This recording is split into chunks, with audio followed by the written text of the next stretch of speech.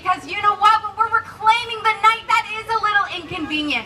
We didn't show up here to again be submissive and to allow for other people. No, tonight we are claiming the night.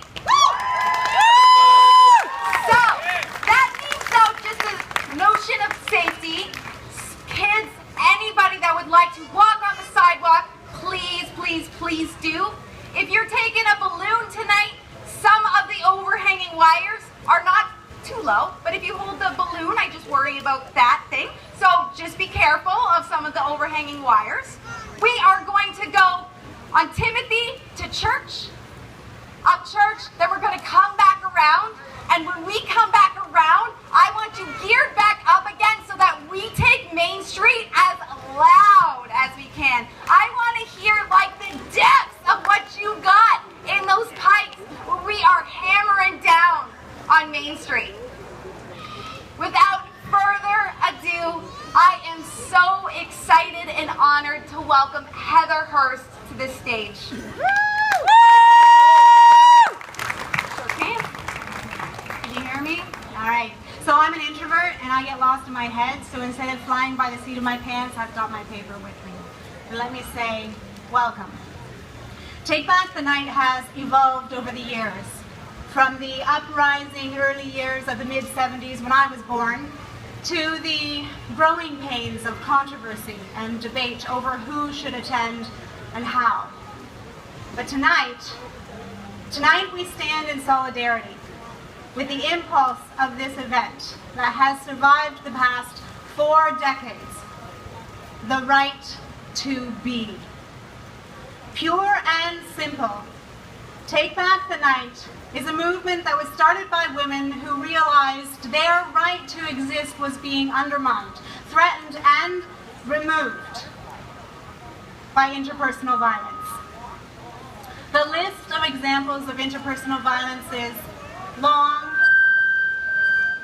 gruesome, and exhausting.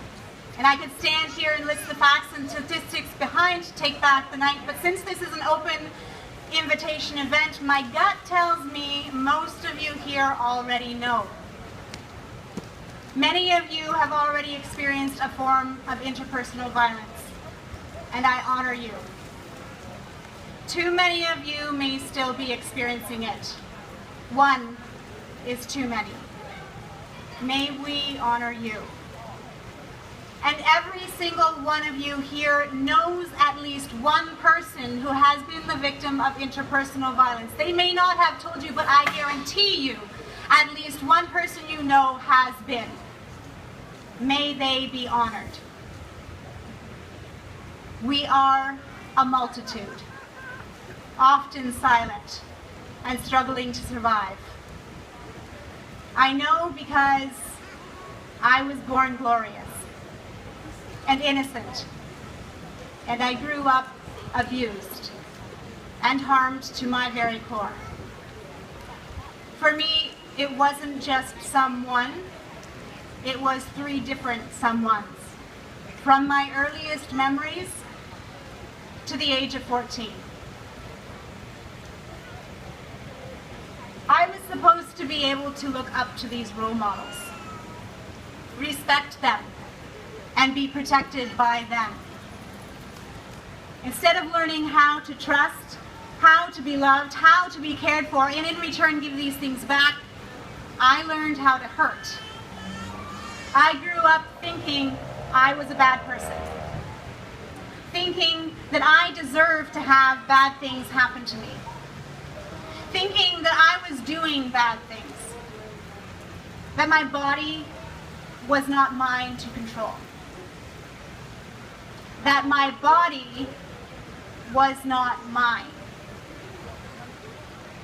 And protect?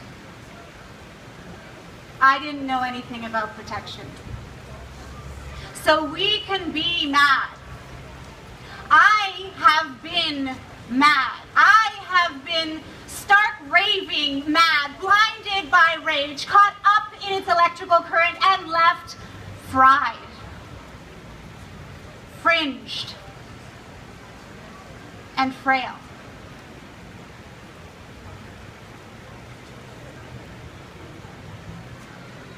sexual, relational, or domestic violence is part of your reality, it cuts to the core of your personal worth.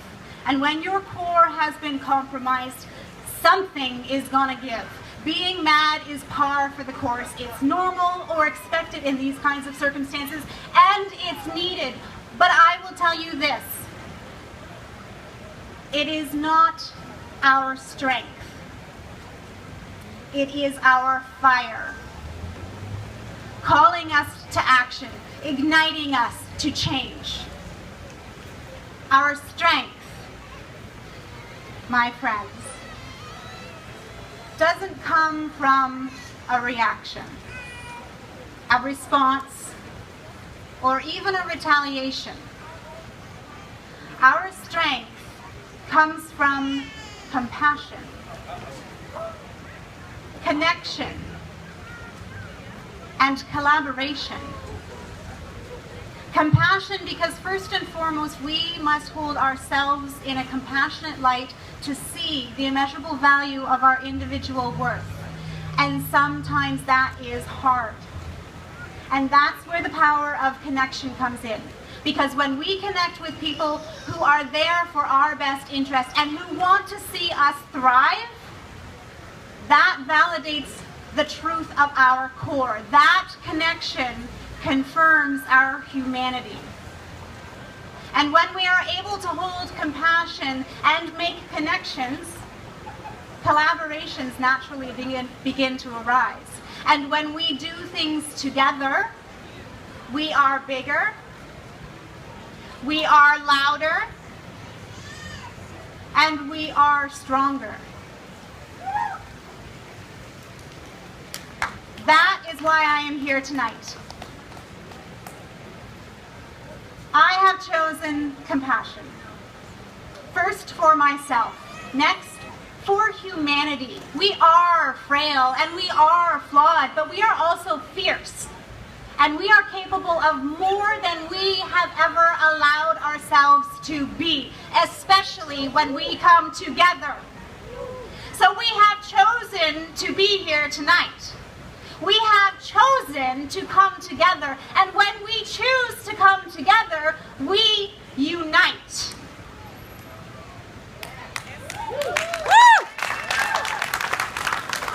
We are not the ones who need the light shone on the realities of interpersonal violence.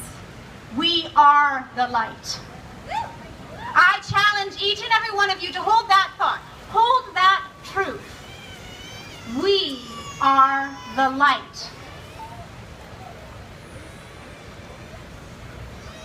When we're holding the lights during the candlelight vigil, we are holding the lights for all who have been affected.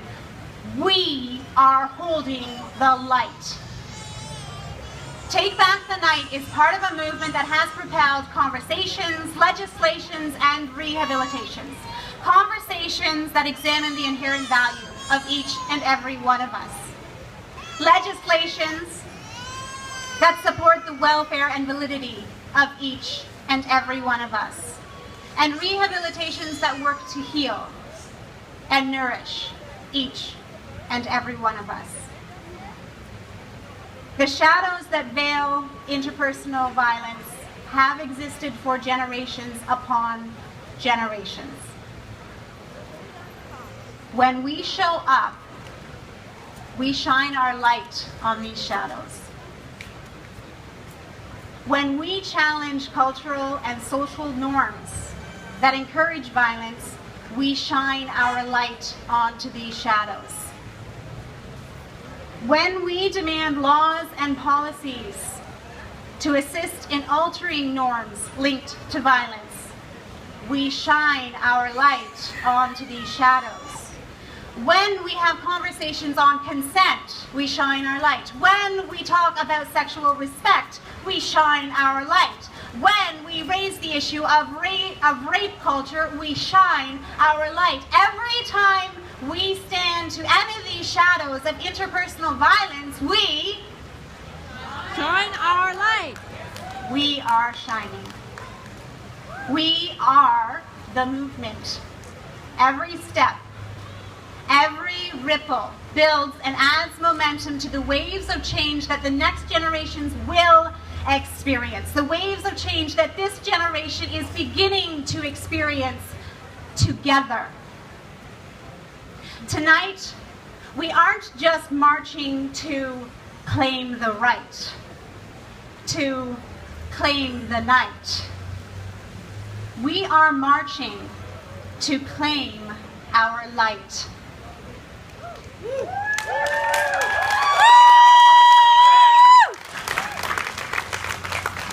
Thank you so much to Heather Hurst. One more round of applause for Heather. So she's going to join me here on stage as we keep saying, no more. Are you ready to get moving? Are you ready to get yelling? Yeah. Okay, so I'm going to throw some things back. You're going to say no more.